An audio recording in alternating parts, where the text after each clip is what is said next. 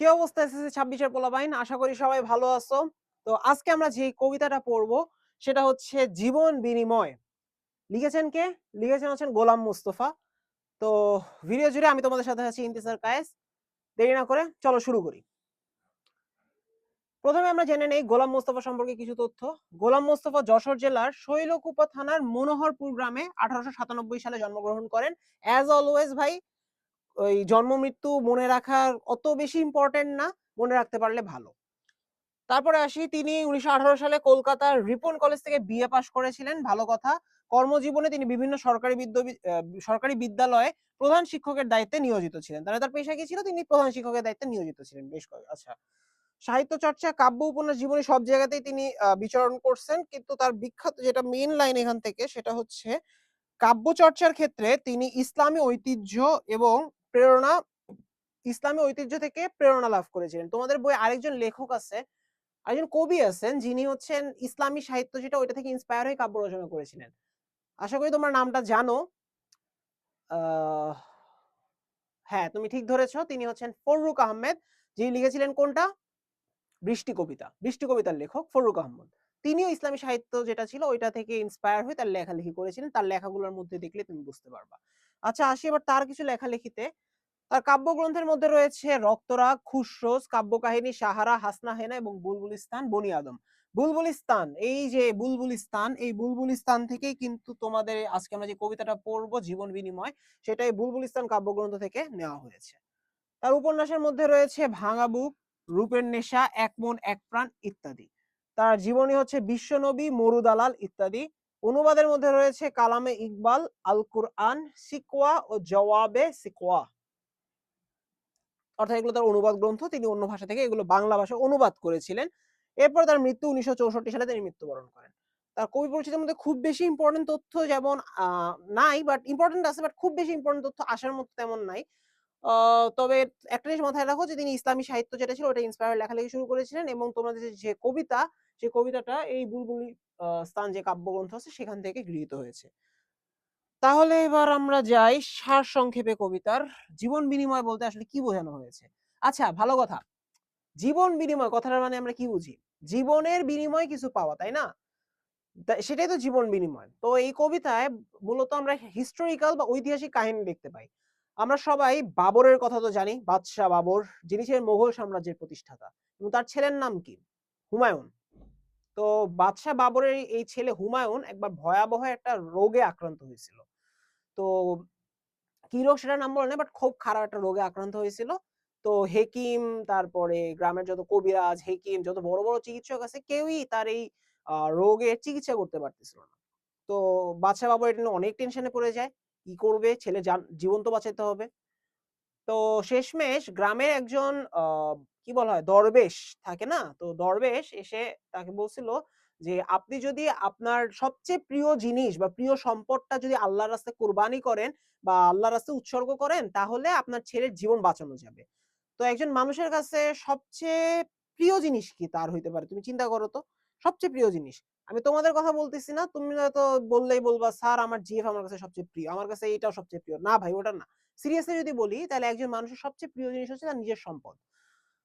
Sorry, তার নিজের জীবন যেটা, যে নিজের যে সম্পদ আছে সেটাই হচ্ছে তার সবচেয়ে প্রিয় জিনিস। তাই না? তো বাদশা বাবর বুঝতে পেরেছেন জিনিসটা যে নিজের যে জীবন আছে এই জীবনের বিনিময়ে এখন আমাকে যদি উৎসর্গ করি আল্লাহর রাস্তায় তাহলে আমার সন্তানের জীবন বাঁচতে পারে। তো আল্লাহ তার এই ইচ্ছা কবুল করেন এবং আ আমরা দেখতে পাই যে তার যে সন্তান হুমায়ুন ছিল, হুমায়ুন আস্তে, আস্তে সুস্থ হয়ে ওঠে কিন্তু বাবর অসুস্থ হয় এবং শেষে তিনি মৃত্যুবরণ করেন। কিন্তু বাবর মারা যাওয়ার পরও কি তিনি মারা গেছিলেন? না। তার এই যে আত্মত্যাগ, এটা তো মারা যাওয়া না ভাই। তার যে আত্মত্যাগ সন্তানের জন্য সেই জিনিসটা এই কবিতায় আমরা দেখতে পাবো। অর্থাৎ একজন সন্তানের প্রতি পিতার যে ভালোবাসা, একজন সন্তানের জন্য পিতা যে নিজের জীবনও উৎসর্গ করে দিতে পারেন, এই জিনিসটাই এই কবিতায় খুব সুন্দরভাবে ফুটিয়ে তোলা হয়েছে। অ্যান্ড অ্যাজ অলওয়েজ আমি তোমাদের আবারও বলছি, কবিতার ক্ষেত্রে সারসংক্ষেপ মূলভাব মাস্ট। মুখস্থ করে রাখবা। কারণ সৃজনশীলে ভাই লিখতে পারবা না না হলে। কবিতা যদি তুমি ভালো না বুঝো, কবিতা ভালো বুঝা আসলে বুঝো না সেটা আমরা জানি। লিখতে পারার মতো বুঝো না এট লিস্ট। এই কারণেই আমরা সারসংক্ষেপ মূল ভাবগুলো দিয়ে রাখি। এগুলো পড়বা। সৃজনশীল প্রশ্নে এইখান থেকে তোমরা খুব সুন্দরভাবে গদ্যাংশ, পদ্যাংশ মানে যেই রিটেন পার্ট আছে যেটা বই থেকে লিখতে হয় সেটা খুব সুন্দরভাবে তোমরা এখান থেকে লিখতে পারবা। তাহলে দেখি কি বলছে এখানে। জীবন বিনিময় কবিতাটি মোগল সম্রাট বাবর এবং তার পুত্র হুমায়ুনের একটা ঘটনা নিয়ে লেখা হয়েছে। হুমায়ুন খুব অসুস্থ হয়ে জীবন সংকটে পড়ে। সম্রাট বাবর গভীরভাবে চিন্তিত এবং দুঃখিত হন, কারণ তার পুত্রকে বাঁচানোর কোনো উপায় ছিল না। সকল চিকিৎসক হেকিমরা চেষ্টা করেও ব্যর্থ হন। হুমায়ুনের এই অবস্থা এবং হুমায়ুনের যে অবস্থা ছিল সেটা দিন দিন খারাপ হতে থাকে। এমন সময় এক দরবেশ সম্রাট বাবরকে বলেন, যদি তিনি তার সবচেয়ে প্রিয় ধন আল্লাহর কাছে উৎসর্গ করেন, তবে আল্লাহ হুমায়ুনের জীবন রক্ষা করবেন। বাবর বুঝতে পারেন যে মানুষের সবচেয়ে প্রিয় ধন হলো তার নিজের জীবন। তাই তিনি আল্লাহর কাছে প্রার্থনা করেন। এখন কি প্রার্থনা করছিল বাবর? তিনি বলেন, হে আল্লাহ, আমার প্রাণ নিন, কিন্তু আমার পুত্র হুমায়ুনের জীবন আপনি রক্ষা করুন। বাবরের এই আত্মত্যাগ আল্লাহ তাআলা কবুল করেন। হুমায়ুন ধীরে ধীরে সুস্থ হয়ে ওঠে। বাবর নিজে অসুস্থ হয়ে পড়েন। তবে কবি শেষে বলেছেন, বাবরের আত্মত্যাগ তাকে অমর করে রেখেছে। তিনি মারা গেছেন, কিন্তু তার আত্মত্যাগ এবং পিতৃস্নেহের গল্প চিরকাল মানুষের মনে অমর হয়ে থাকবে। তাহলে এই লাইনটা কিন্তু লাগাই দিতে পারো যেকোনো, যে বাবর হয়তো মারা গেছে, কিন্তু তার এই যে আত্মত্যাগ সন্তানের জন্য এবং পিতৃস্নেহের যে গল্প, এটা মানুষের মাঝে চিরকাল অমর হয়ে থাকবে। তাহলে আশা করি বুঝতে পারছো তোমরা কবিতার সারসংক্ষেপটা। অর্থাৎ একজন পিতার পুত্রের যে ভালোবাসা, যে স্নেহের সম্পর্ক আছে, সেটা এই কবিতায় মূলভাবে ফুটিয়ে তোলা হয়েছে। তাহলে আমরা মূল কবিতা এবার লাইন টু লাইন পড়বো। আসি, আসো। কি বলছে প্রথমে? বাদশা বাবর কাঁদিয়া ফিরিয়াছে, নিদ নাহি চোখে তার, পুত্র তাহার হুমায়ুন বুঝি বাঁচে না এবার আর, চারিধারে তার ঘনায়ে এসেছে মরণ অন্ধকার। আচ্ছা, বাদশা বাবর কাঁদিয়া ফিরিয়াছে, নিদ নাহি, নিদ মানে হচ্ছে নিন্দ, মানে ঘুম, যেটা ঘুম নাহি চোখে তার, তার চোখে ঘুম নেই। পুত্র তাহার হুমায়ুন বুঝি বাঁচে না এবার আর, তার পুত্র হুমায়ুন বুঝি এবার আর বাঁচবে না।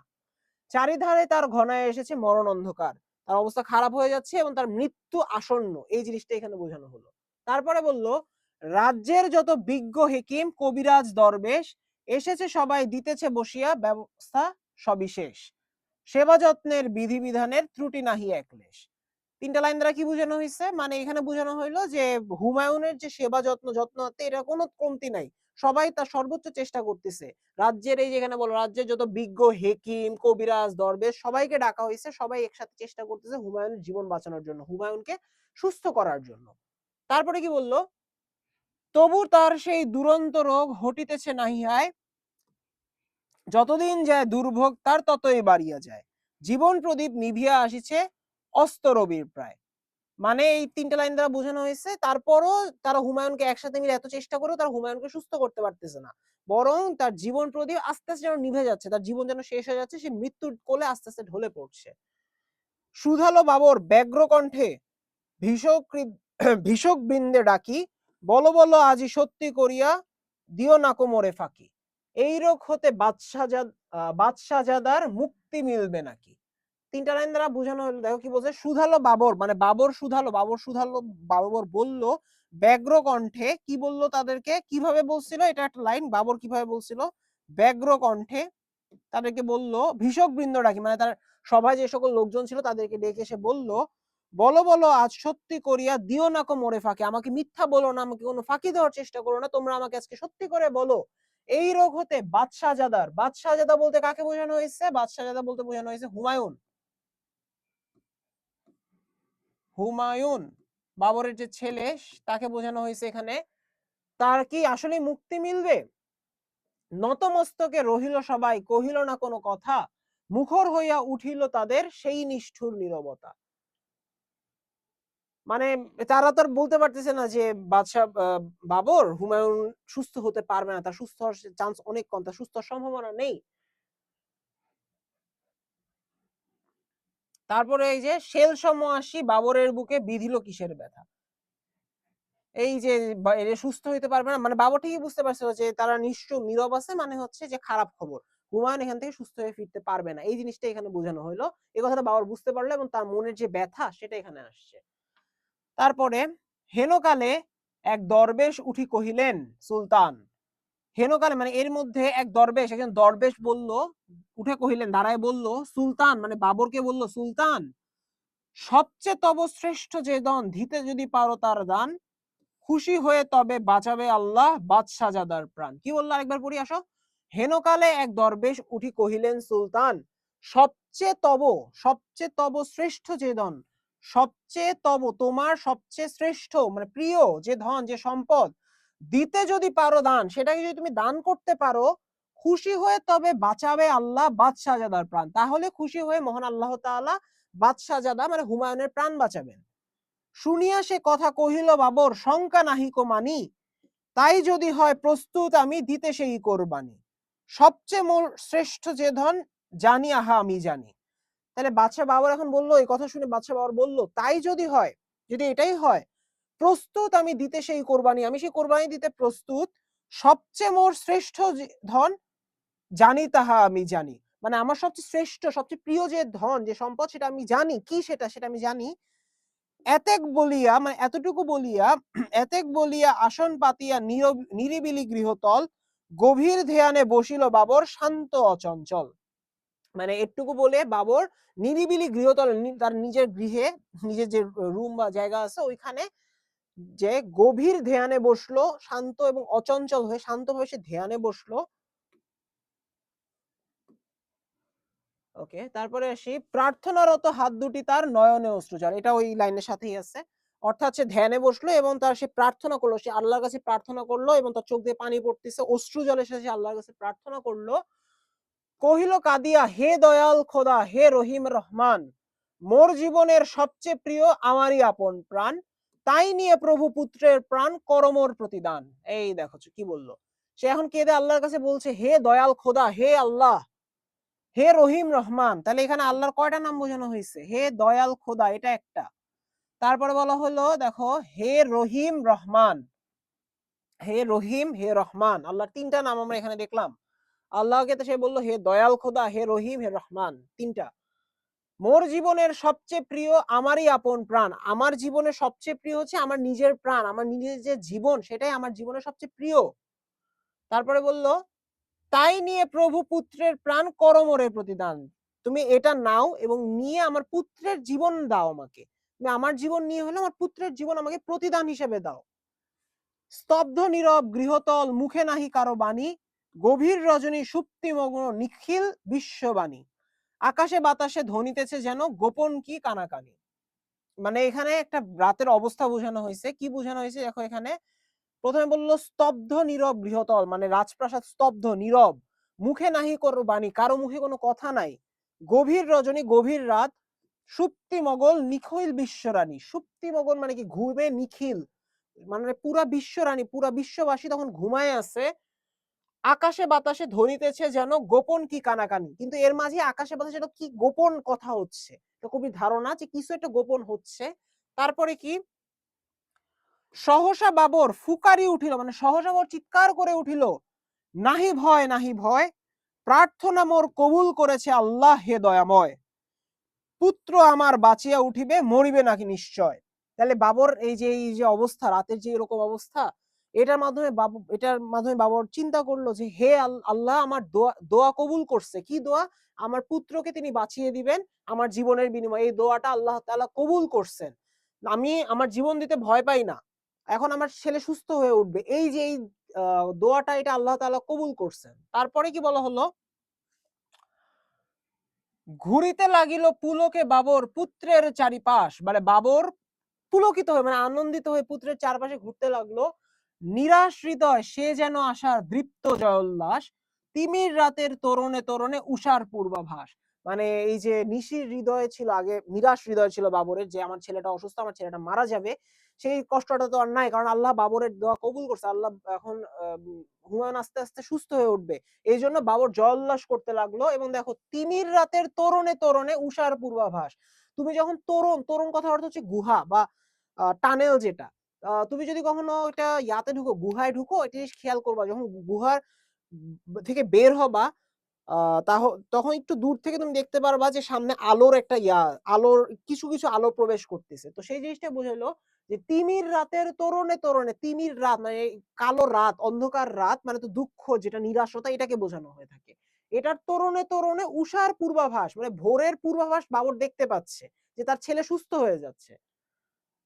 সেই দিন হতে রোগ লক্ষণ দেখা দিল বাবরের। ওই দিন থেকে বাবরের রোগ লক্ষণ দেখা দিল। হৃষ্টচিত্তে গ্রহণ করিল শয্যা সে মরণের। সে হৃষ্টচিত্তে কোন মানে ভয় না পেয়ে কষ্ট না পেয়ে সে নিরাশ না হয়ে আরকি সে মরণের শয্যা গ্রহণ করল। মানে সে আস্তে মৃত্যুর কোলে ঢলে পড়তেছে। নতুন জীবনে হুমায়ুন ধীরে বাঁচিয়া উঠিল ফের। কিন্তু হুমায়ুন আবার এবার বেঁচে উঠল। মরিল বাবর? না ভুল কথা। মৃত্যুকে তারে কয়? বাবর মারা গেল। কিন্তু বাবর কি আসলেই মারা গেল?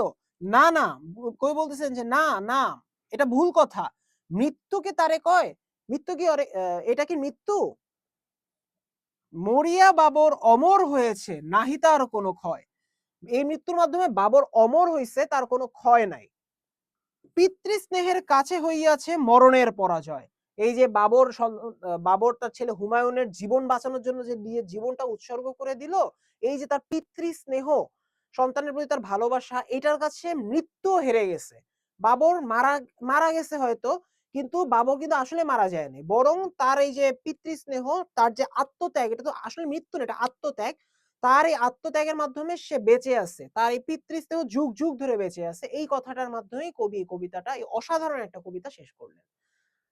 তাহলে আশা করি আজকের এই কবিতা তোমরা বুঝতে পারছো। আবারও বলছি কবিতার যে সারসংক্ষেপ বা মূলভাব আছে সেটা তোমরা ভালোভাবে পড়বা যাতে সৃজনশীল প্রশ্ন লিখতে কোন ধরনের সমস্যা না হয়। আজকে এ পর্যন্তই। ভালো থাকো, সুস্থ থাকো। আসসালামু আলাইকুম।